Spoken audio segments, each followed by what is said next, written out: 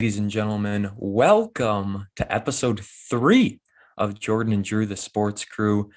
Jordon Lawrenz here, UWGB Manitowoc freshman at the campus, maybe a future GG, at Ottawa. I don't know. Just throwing it out there. I'm joined by the one and only Drew Skyberg.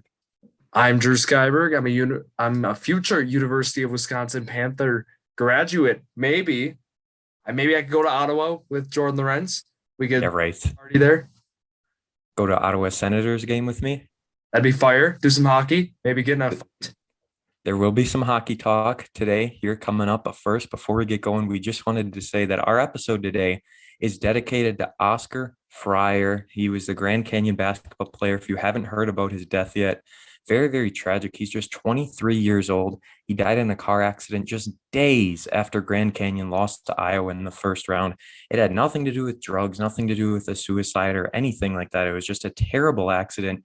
Him, his sister, and one other person in the car ended up dying in that. So 3 people dead due to that car crash. Our episode today, Drew, we figured it's only fitting to dedicate it to him and his family, especially. Just tragic loss. Of course, that's tragic accident, and that's just nothing we want to wish upon anyone, and that's horrible. And our hearts go out to his family, his friends.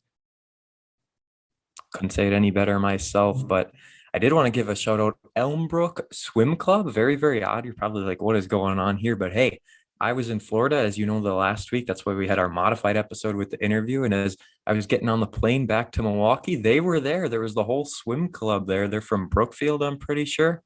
And they'd force them get gold. So they did good at Florida. So good job, Elmbrook Swim Club. I mean, hey, we're shouting out all the sports here. So give that a go. Speaking of, my UFC 260 recap most likely is up because we're recording this Friday night, actually. So the UFC pay-per-views tomorrow as we're recording, but you're listening to this on Monday or sometime during the week. That UFC 260 recap should be up on Sunday, pending everything goes well. I don't think I'll be going anywhere. I think I'll be right home watching it. And Drew, I want you to Google UFC 260, and I want you to try and pronounce the names of the 2 fighters in the main event. You'll see them. They're kind of odd. I really just want to hear you try and pronounce these names. Let's hear this. For you, it's for the heavyweight championship. Miocic. Stipe Miocic. Miocic. Okay, and Ngannou. Yeah, that's pretty good. Francis Ngannou and Stipe Miocic. Oh, let's go. In the main event. I could commentate UFC. That's what I'm hearing. Yeah, that's what you think, huh? Yep. I don't know about that, but yes, those are the 2 fighters, the big rematch in the main event. My pick is Francis Ngannou. I think he's going to win the belt. We'll see what happened because that'll have happened by now. And also, Drew, before we get going, we just wanted to say our interview from last week with Robert. I've heard some good feedback. What about you? I've heard some great things. Everyone loves Robert Shimmick. As we know, he's a fan favorite with the EWC basketball page. And as you guys heard last week with the football page, maybe upcoming, we're definitely going to try to have him on in the fall to talk about that. Yeah, that would be huge if he did start that for EWC for football. We'll talk about Ships football coming up.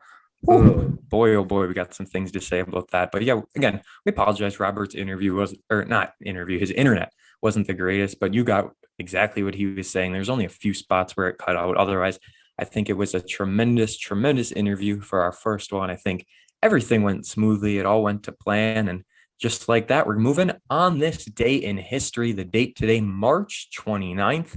And I think you're going to notice a theme with this week's On This Day in History. A big one to start on this day in 1941. Listen to this. The 3rd NCAA men's basketball championship, Wisconsin beats Washington State 39-34. Wisconsin winning a championship, Drew, back in 41. Yeah, that's crazy. It had a girls' basketball score with it, though. So, I mean. Yeah, 39-34. But when we were at state, I mean, those state scores from way back in the day, they were low for high school basketball. Basketball is crazy how much it's grown. Some of the March Madness games now, they've got 60 points at halftime. Like, it's crazy. Oh, yeah, Gonzaga put up 98. I mean, offense is the game these days.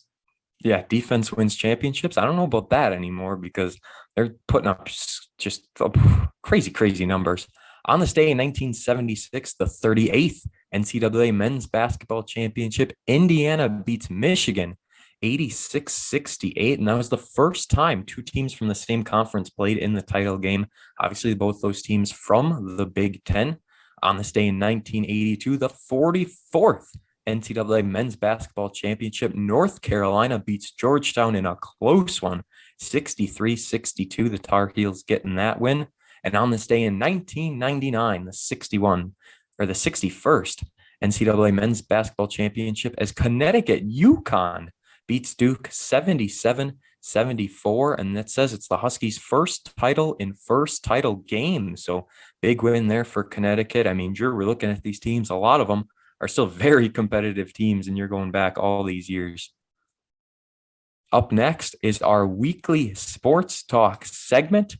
And we're going to shift from basketball to football to start. Like I said, we're recording this Friday night, so we are fresh off the Lincoln Ship's first football game of the year. It is a modified season. They have 5 regular season games. Tonight was their only non-conference game. It's the FRC season to 4 groups, I'm pretty sure. There's group A, B, C, and D. Fond du Lac is the team Lincoln played tonight. Fond du Lac is in group A. The Ships are in group C. So, I mean, I don't want to say this game didn't matter, but it didn't matter probably as much as you would think. Regardless, final score, 63-7. Manitowoc Lincoln comes up short in their first game. It was at home, a rather cold night at Ron Rubik Field. Brett Prange on the second play of the game had a huge 50-plus yard run. Things were looking good. I was into it. I was excited. And then, Drew, Braylon Allen took over. Yeah, what do you have to say about this kid? He had the 3 touchdowns in the first quarter. He's a strong runner. As we know, he's a Madison recruit. I believe he signed with Madison already. Yeah, I'm pretty sure he's committed. Yeah, he's the third Wisconsin recruit in the state, like 24/7 Sports. He's big name. He had offers from like Notre Dame, Michigan, I think Michigan State, maybe, like big schools. They all wanted him. And we saw he had an interception later in the game. He had those devastating runs. He had some stiff arms. We saw guys on the ground. And he's just a tough runner. He's really tough. And that was quite the guy. Yeah, he is huge too. Very, very tall. And he was running through him like crazy. Fond du Lac was 9-2 last year. They're coming into this season. The Ships, they made it to the playoffs last year. They were 4-6, I'm pretty sure, under first year head coach Greg Enns. And they made it to the playoffs. I was at that game in Mequon. I think it was 35-7 they ended up losing, but we went crazy when they scored a touchdown in the final 2 minutes. This game was the opposite. The Ships scored right away and didn't score. Fond du Lac put up 63 unanswered points after the Ships scored on that second play of the game. Got to give it to Kyle Waljasper as well. He threw for 2 touchdowns and ran for 3. So their quarterback for Fond du Lac did some great things. Ships end up on the losing end here. They play at home once again next week. We'll try and cover the Ships all season long. We have no reason not to. I mean, they're the only team playing football right now in the spring year. So we're going to give it up to them. Hopefully they can rebound and get back on track next week. But a bad loss here to start things for the season. Next up, we're going to stick with football. We just wanted to mention this real quick, Drew. We talked about it before about how Aaron Rodgers is taking up a ton of money. And there's rumors going around that the Packers are trying to reconstruct his contract. Big question here is, do you think anything is actually going to come of this? I think they might, again, because like Rodgers, obviously we know he wants to win. And I think when you can reconstruct a contract and, maybe free up some space for bringing some more guys, I think that's certainly going to be a possibility to look into. Just a matter of if he's willing to take that, because arguably it'd be a pay cut in order to like get some new players. So I think it just depends on how Rodgers feels about it. He's going to be on Jeopardy in a few weeks. Maybe, he gets some money from that. Maybe he realizes, hey, I can give up some money to free up some space for some players. I think that's one of the things a lot of people give him crap for is how much money he takes up on the team. But if he takes, I would assume it'd be a few $1 million. I don't think it's going to be anything massive, but I'm assuming you're like looking in that $4 million range, something around there. But what do I know? Regardless, Aaron Jones has officially signed the dotted line. He's back with the Packers for that $40-some million deal. So Packers, they're coming back this year. I just saw it this morning, though, the Tampa Bay Buccaneers, all of their starters are returning. And it was the first time in like 40 years when every single starter, offense and defense, we're talking all 22 guys are back for Tampa Bay. So that is going to be an unstoppable team that we have to look out for. Crazy stuff. And the last thing, football, we wanted to talk about, our Glacier boys. They came up short in the People's Championship. I didn't watch the game. I was on vacation, but it was a crazy game. They ended up losing 46-40 on a last second play. They were up by over 14 points. Drew, they couldn't pull it out. Let's just give our final thoughts on season 1.0 of the FCF. I think the FCF went very well this year. I think with like how they're broadcasting on Twitch, I know we complain about it, but I think that's the safest way to broadcast it. And I really like the idea of like we the fans are involved in it. And I encourage all of you guys to get the Fan Control Football app today, sign up, choose your team, because like it's a cool idea. It's a great idea, and the more people that have participate, the more fun it's gonna be. And I'm really excited for season 2. I think it's probably not going to happen, but I think they could almost have 2 seasons a year because the seasons are 6 weeks long. So like if you have one season right now around this time and then one season even in late summer, like July, August, September, something like that. I feel like if you have 2 6-week blocks a year, that's not going to hurt you because that's only 12 weeks out of 52. I think that's something to look into. But yeah, like you said, the Twitch thing we've always sort of complained about, but they're catering towards a certain audience. It's working because some of these games are getting big numbers on Twitch, and who knows what the future is going to be. I'm assuming they're going to stay on Twitch for a while yet. But like you said, I do like the interaction. Fans get to choose things. They got to choose the championship name of the game. They got to choose the names of the teams. They get to invest in these teams. You can put money into them and stuff. I mean, there's all sorts. They got to design the championship shirts. I don't know if you saw them, but none of them are good. They're pretty rough. They got to design those. I won't be buying any of them for sure. But other than that, yeah, I think one of my big critiques, the announcers were okay. They weren't too bad, but the camera angles were rough sometimes. Like when they would throw deep passes down the field, you wouldn't be able to tell what was happening. You'd have to rely on just the announcers to tell you, but even they were confused sometimes. And other than that, I don't really have too many complaints. They changed the rules one week from one game to another. So like the first game, they noticed something. It was with late in the halves, I'm pretty sure, when they had the running clock, but then they stopped it at 1 minute. I'm pretty sure the first game they were stopping it at a minute, but they realized that minute was taking like 10 minutes. So then the second game, they changed it to 30 seconds. So I didn't like that at all, changing the rules from game to game in the same week. I don't think that's fair, but other than that, I liked the season overall. It's very snackable, 6 weeks long, 4 regular season games. And then whoever finishes first, they got to pick their opponent. And that's that for the FCF. We'll be back talking about them soon. We wanted to be talking about the XFL, but I don't know when that'll be happening. We're just crossing our fingers and hoping and praying for that. So switching gears here. This is an NHL situation. I don't think you're too aware of what happened with this referee, Tim Peel. So I'm going to catch you up and all of you here at home. So Tim Peel, he is a referee for the NHL, 53 years old. He officiated over 1,000 games, and this was going to be his last season. So he said at the start of the year, I'm retiring. This is my last year. And there's a big the big thing that happened in a game with the Nashville Predators and Detroit Red Wings. There was a call. It was a tripping call. And what would happen was it was a little bit of a flop. Flops happen in all the sports. So some people weren't too happy with the call. And then about 3 minutes later, the camera caught referee Peel saying it wasn't much, but I wanted to get an effing penalty against Nashville early. And that got picked up on the broadcast. So Peel, it was like the next day he was gone. The NHL said, we're not having that anymore. You're not going to be with us. They said nothing's more important than ensuring the integrity of our game. His conduct is in direct contradiction to the adherence to that cornerstone principle that we demand for our officials and that our fans, players, coaches, and all those associated with our game expect and deserve.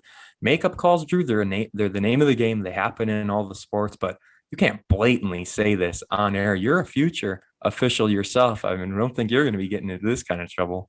Yeah, in my youth games, I might have to maybe make a few makeup calls with the block and incidents, but I don't think I can say it's a flop or I want to get this team penalized, so I'm gonna call it one way. Yeah, I don't understand his thinking. Nashville won the game 2-0 anyway, so it's not like that call made the difference, but still, if you're going to make a makeup call, make it and move on. You don't say it to another. I don't even know who he said it to, if it was another official or what, but minutes later he said it and it got picked up, and that's the end of him. So maybe he was looking for a way. I would even want to finish the year. I don't know, but yeah, I don't know. regardless, He obviously wasn't thinking. It's Yeah, obviously not at all. It's one of those situations where like you put in your 2 weeks and you're like, they can't fire me no matter what I do. And then, well, he got fired. So next up, what we wanted to talk about is NBA. There's a big free agency that happened soon. There's like the biggest free agency in a long, long time, if not ever. Drew, you're going to take over here. You got a lot of stuff to talk about. We're just going to probably mention the main things, but say what you want. So I'm going to mention a few main trades that happened during the day. And the first one I'm going to start with, it happened in the morning. It was the Nikolai Vucevic trade. And this one sparked my attention right away when I see the Bulls. It was with the Bulls and the Magic. And the Bulls acquired Nikolai Vucevic and Al-Farouq Aminu. And the Magic got Wendell Carter Jr., Otto Porter, a 2021 first-round pick, and a 2023 first-round pick. And I just think what the Magic were able to get for, I understand Nikola Vucevic is a great player, but what they were able to get with like the draft picks, and they were able to get Wendell Carter Jr. himself, and then also Otto Porter, who's really involved just for money because just his contract, it's kind of, I don't know, it's kind of high. Yeah, a little hefty. Yeah, so I'm thinking in this trade, I really think the Magic kind of won this trade here, and ESPN agrees with me. They say the Magic won the trade too. Always good to have ESPN agree Yeah, with you. ESPN's on my side on this one. I just feel like the Bulls with the first round picks they gave up, I don't think it was really worth it because I feel like the Bulls are kind of like they're not a team that's going to compete in the East. I don't understand why they would do this trade here, but I mean they got an all-star, so I mean Yeah, you're getting an all-star, but you're also giving up some future potential with those picks. I think some people underestimate draft picks once in a while, and they kind of just throw them around in these trades. Yep, and then the next trade I want to talk about that really sparked my attention was the Victor Oladipo trade, where involving the Heat and Rockets. So as we know, the Rockets, they went on that 20-game losing streak. They finally won, but it was kind of quite the trade considering the Heat. They've been on fire lately, and they got Victor Oladipo for Avery Bradley, Kelly Olynyk, and a 22 first round swap rights. So that's like with the pick protection. And I just feel like what the Heat gave up was like they fleeced them. They fleeced the Houston Rockets, considering Oladipo was a part that they got in the James Harden trade with that big, remember the big like 3-4 team trade they Oh yeah. And I can't see why the Rockets would do this trade. I understand like they're trying to just get assets, but they got Avery Bradley and Kelly Olynyk. Those aren't long-term pieces by any means. No, not at all. Those are kind of dying down, those two especially.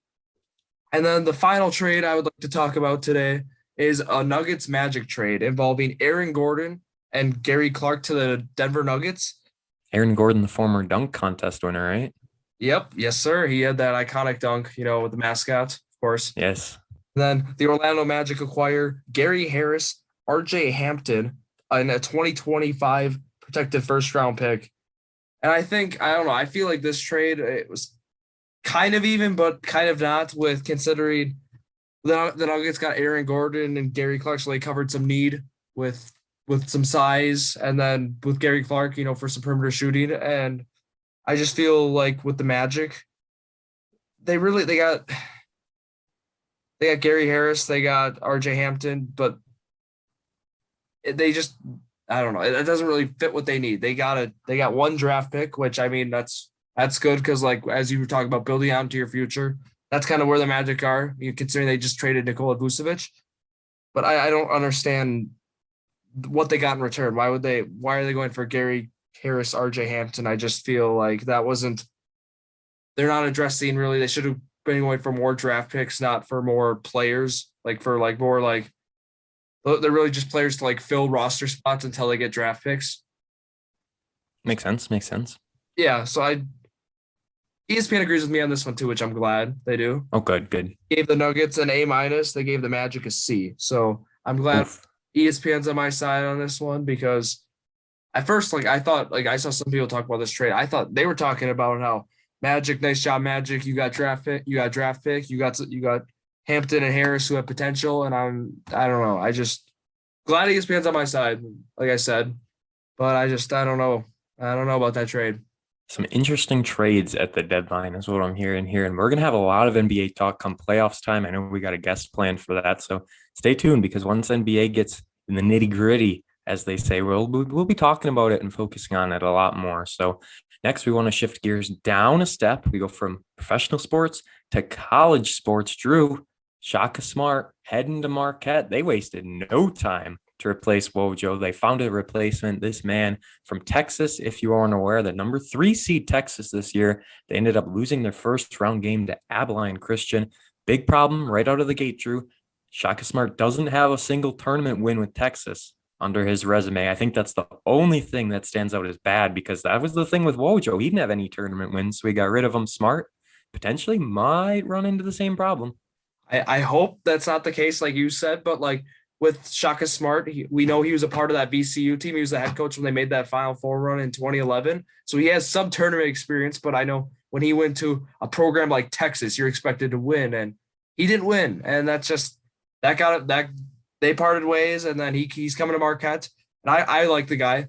He's Oregon, Wisconsin native. I think that's Wisconsin native. I think that probably drew some attraction. And then also, why would you not want to play for, or not play, but coach for like Marquette, considering they play in the Pfizer Forum, you play in this great arena, you have all these great accessories, you got the locker room. It's a fantastic place to play at. And with a program like Marquette that puts so much money into their program, I don't know why you wouldn't want to be a part of that. And I feel like that's how he thought. And now I think really the goal for Shaka Smart is really to retain talent like Dawson Garcia, DJ Carton, and Justin Lewis, as this is the time where people transfer. I know Trevor Anderson's transferring from Wisconsin, and I think that what Shaka needs to do, he needs to prevent these guys from transferring, because the foundation's there. Wojo got some of the guys to recruit. We just got to make that next step now. Amari Davis from UWGB, we've talked about him a little bit. He transferred too. He's going to Missouri now. I wasn't the biggest Oh, Davis wow. fan, but still, yeah, he's going to Missouri, so a transfer for him. But yeah, back to Marquette. I mean, Smart, he's 44 in about a week, so he's getting up there in age. But still, you mentioned the VCU run. You got to keep in mind that's over 10 years ago at this point, so it is a while ago, and we're just hoping that he's going to come. He's already got his profile picture as the Marquette logo on his Twitter, and he's got the Pfizer Forum up there as well. So he's committed. He's into this. Like you said, I think the Wisconsin native thing, I think that was big, and that's a big selling point as to how we got him. We just got to give him a clean slate and hope for the best when he's at Marquette, because if you got a fresh coach in and the players are motivated, you got a motivated coach with a chip on his shoulder, I think things can go extremely well. We're just going to have a positive look on it, and we're not going to be negative and look at his tournament wins. We're just going to let him prove it for himself, give it a few years at Marquette, and we'll see what he can do, hoping for the best, obviously. Shifting gears now to baseball. If you haven't noticed, our weekly sports talk, we like to organize it by sports. We'll do one thing at a time and move over so it isn't as all over the place and jambled. But last thing is baseball. We're going to end on our Brewers preview as it is opening week.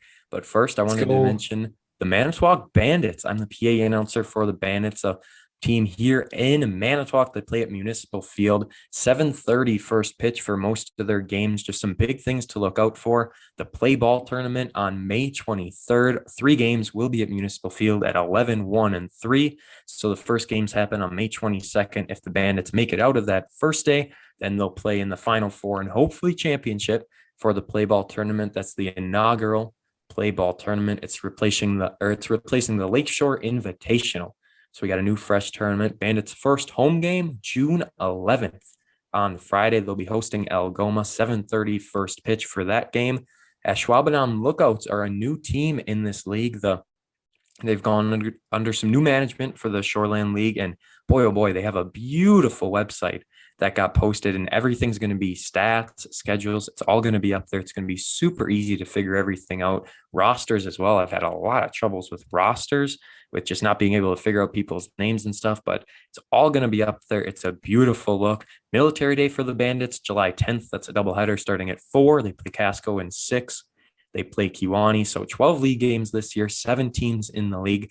Bandits, back-to-back Shoreland League champions. We're going to look to three-peat this year. And Drew, I know I'm going to bring you to a couple games. We'll have some fun in Muni. I'm excited. I know with the Bandits, like you talk about, they have had recent success, and I'm hoping for that 3P too. I love some summer baseball, and it doesn't get better than that. Yeah, there's only 6 or 7 or 8 home games. I don't know. It's somewhere around there. So got to get down to Municipal Field, support the Bandits, buy some merch, buy some concessions, do all that fun stuff. It's a really fun team, and they've had success. Like you said, it's no fun watching a team lose 63-7, but it's really fun watching a team win like 11-0 in the championship game. I mean, these Bandits are hot, and a team we're hoping that's going to be hot, the Milwaukee Brewers. We're wrapping up our sports talk segment this week with the Brewers. Drew's flash in his notes. I'm just going to real quick. Freddie Peralta, he got named as the starter in, not the starter, but he's in the five for this Brewers team. They've got Woodruff, Burns, Hauser. I mean, they've got some talent. Anderson as well. Can't forget about him. And now Peralta. So that's 5 starting pitchers right there. They've got some decent relievers. Obviously, you've got Hader, and they've got a team that has Wong. They've got JBJ now. So this team has potential. They didn't make all the moves we wanted, but what are we thinking for the Brewers this year? What's their potential? So first, Jordan, I'm going to touch on what you mentioned with JBJ, because it seems like whenever we talk about stuff on this podcast, they do the opposite, and we're always wrong, is what I figured out. And Right. so with JBJ, now we have an issue with he might not be ready for opening day with some wrist soreness or wrist tightness. So now the depth is already being tested early because Canes had limited at bats because we got to remember he opted out of all last year. He has 12 at bats only this spring. He might not even be ready for opening day. So now we're stuck with, hey, we had all these outfielders that we were talking about. What are they doing? And now, oh, look, they just proved us wrong again. Yeah, I don't understand it at all. I mean, you've got Kane, like you said, opted out last year. He's going to have to get used to the swing of things once again, get back in it. Who knows what's going to happen with JBJ? And like we said, when he got signed, he's not the best hitter anyways. It's not like he's someone we're going to rely on. Yelich is coming off the biggest slump in baseball history. Okay, maybe that's an over exaggeration, but still, he slumped hard last year.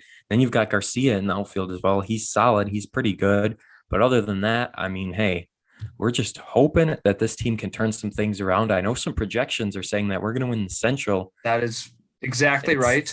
We're hoping that's the case because, I mean, you've got the Cardinals, Cubs. Not sure what's going to happen with those teams this year. In my opinion, it feels like the Central's up in the air. The Central really is one of those every year it's a toss-up division because very true. Like recently with the Brewers, they've been always up there. We've always had the Cardinals, or like the Cubs are always flirting with that. And it just feels like they're projected 89 and 73, and MLB gives us a 55% chance to win the division, which I kind of see why they do that with the Kane opt-out and with, like you said, Yelich with that slump last year. Because they're predicting Kane being back, of course, new additions, improved pitching, and yeah, like I said, Yelich bounce back. That's really the whole thing here. Because if you have Yelich performing at MVP level again, you're going to be projected to win the division. It's just because with the Central, it's kind of like it's kind of weak with like the Pirates are kind of struggling. The Reds lost a few guys, Cubs lost a few guys, and now with the Cardinals, it seemed like MLB, they don't value obviously they got Nolan Arenado. That's incredible with him and goal. Huge. They have solid pitching staff. It's possible those two teams are the two teams that compete for the division the whole year, which I could totally see happening. Yeah, it seems like it might go back and forth. And, I keep saying we're up in the air, but we are, because how's our starting pitching going to do? We've got guys that we know are pretty solid, but how are they going to end up performing? Sometimes Woodruff has really, really good days, and then sometimes he's done in 2-3 innings because he's just off. So Peralta, he's hit or miss as well. I feel like Anderson's always pretty solid. Hauser, interesting. And then our relievers too. Sometimes they have the game of their life, and sometimes we go through like literally 5 in a game, and that's no exaggeration because it's just a matter of this team. They're hit or miss. They always, one of the things I've noticed though lately, they always show up in September when it matters most. This team is hot. They come up clutch, and that's been what's keeping us alive these past few years. Hopefully we can clinch that Central pretty early on so we don't have to worry about it. And then we can just do our thing and actually make a run in the playoffs, because it's been a while since we've done that. And sir, if I hear correctly, you might be going to opening day. That is true. I am going to opening day. Very excited. Maybe I give a recap for episode 4. It's going to be a great time. 12,000 fans only. And then there's a lot of protocols actually. You have to, no money's allowed. It has to be all digital. So you got to bring your cards and stuff. Only 1 beverage allowed per person. No snacks. They're really No snacks. no snacks this year. Nope, they're Ooh. cracking down. They're trying to prevent the spread, and their goal is to allow more fans in. So like we're at 12,000 right now. The goal is maybe like 20,000 by the end of the year. They really want to get more people in, and they believe by setting those protocols, that's going to increase their chances for having Milwaukee, allowing them to have 20,000, maybe more. Hey, UFC 261, Dana White just sold out, I think it's 12,000 in an indoor arena. He sold out an indoor arena. 12,000 fans are going to Jacksonville, Florida for UFC 261 with 3 title fights. So if we can get 12,000 at an outdoor, I can only imagine what's going to happen here. It's just a matter of if these guys are going to show up or not, because fans, you got to let them hear it. You got to be loud. 12,000 in an outdoor stadium like American Family Field might not sound like a whole lot unless you're loud and rowdy. So just get into it, enjoy it. There's going to be a ton of Brewers talk here on the podcast. I know we're both pretty big baseball guys, so we'll be looking forward to that. And Drew, are you looking forward to trivia? You've got a chance to redeem yourself from last week, your 1-point loss. That was horrible. I lost by a point to Mr. EWC basketball himself, and I hung in there so well. You did. Yeah, almost got an upset. I just want to say, first of all, at the Ships game, it was on Radio Plus. They like stream the games online on YouTube, so they got video and audio. They did at halftime. They did a trivia thing where you emailed and your answer. I emailed right away. I won the trivia. I won the free Taco Bell. You have to go to Fond du Lac to pick it up, though. I'm not going to be making that drive for probably like a free taco or something. So not going to make the drive, but bragging rights. I won trivia on the Ships and opening game of this modified season on Radio Plus. I say all that as the wheel is spinning. There's only 4 options now on the wheel. It's getting smaller, and I mentioned this one might be kind of hard before we went on. College mascots. I love college mascots. I'm so excited. Okay. I don't think it's going to be awful, actually. Now that I look at the ones I chose, you might go 5 for 5. You might go 5 for 5. We're going to see. This will probably be our quickest trivia to date. College mascot number 1, Sparty. Michigan State. Sooner Schooner. Oklahoma. Big J. Kansas. Otto the Orange. Syracuse. Demon Deacon. Duke. Wake Forest. It's the Duke Blue Devils, you idiot. 4 of 5. We're still waiting on that perfect 5 of 5, but hey, we'll take a 4 of 5. I didn't realize that I made them that easy, but hey, whatever. It's still fun. 4 of 5, 80%. We're getting up there. Not a bad day at the office. You're what now? You're 5 of 5, 4 of 5. So that's 9 out of 10, and then 6, 15 out of 20. Does that sound right? Something like that, yeah. 15 out of 20 through 4. That's not bad. Not bad. What's that? 90 out of 100, I think. So not a bad day. Or that's 80. I don't know. Whatever. 15 out of 20. That's 75%. Yeah, you're right. That's 3 out of 4. Oh, Whoops. Oh, well. That's why I dropped AP Calc. Other than that, we're done here. We had a long weekly sports talk, but there was a lot to talk about earlier in the week. I was like, I don't know that we're going to have too much, but hey, we made it all work here on the podcast as we usually do. Episode 3 is complete. Drew, what you got for us? That was quite the episode. I'm excited for episode 4 next week. Maybe special guest, maybe not. We'll see.